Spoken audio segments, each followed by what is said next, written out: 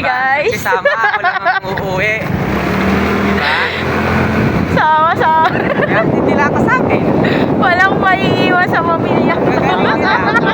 Si mother na mismo nagsabi. Hoy, Ihatid ako. hindi kami yung nag-insist. Si mother talaga ang nag-insist na ihatid si Steven. Yeah. Eh di go kami. Bakit? Diba? Sige na. Nakagala na naman ang mga at na ito. Gagaling.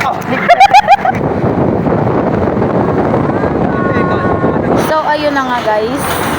Nandito kami ngayon sa may Litex. Yung flyover sa Litex.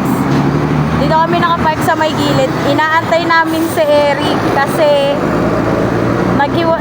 nag-ano lang siya, nag-commute. Nakasakay siya sa minibus papunta dito. And then i-guide na din namin siya. Antayin namin siyang makasakay ng bus pabaliwag Bulacan.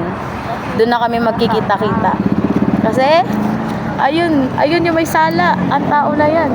Kung bakit kami nandito. Uwi-uwi kasi. Oh, di damay-damay. Dito din kami. Oh, di ba? Update na lang namin kayo mamaya. Bye-bye. Hi guys, update. Nandito na kami sa may Kawayan, Bulacan. And inaantay namin si Eric kasi yung angkas niya is hanggang dito lang sa may Kawayan. Hindi siya maidediretso ng Baliwag, Bulacan. Yung padiretso kila Steven. So, ayan, waiting kami sa kanila ng rider niya. Malapit na rin naman na sila dito. And pagtapos nun, pagkukumute na lang namin siya, jeep or anything na pwede niyang sakyan papunta ng Baliwag, Bulacan.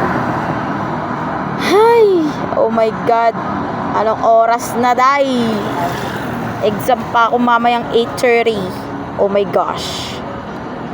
Yun lang. Bye-bye.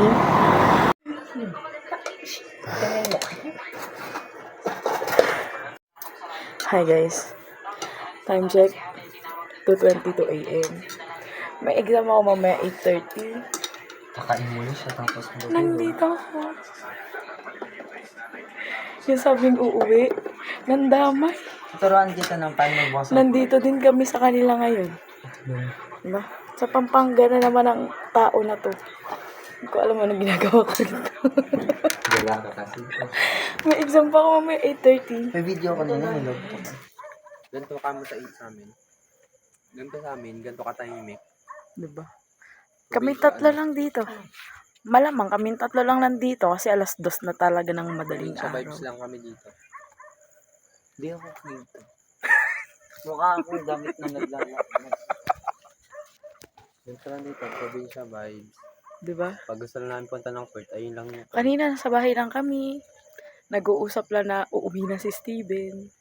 Ngayon kasama kami dito umuwi. Mamaya, babiyahin na sila. Ang galing. Napakagaling.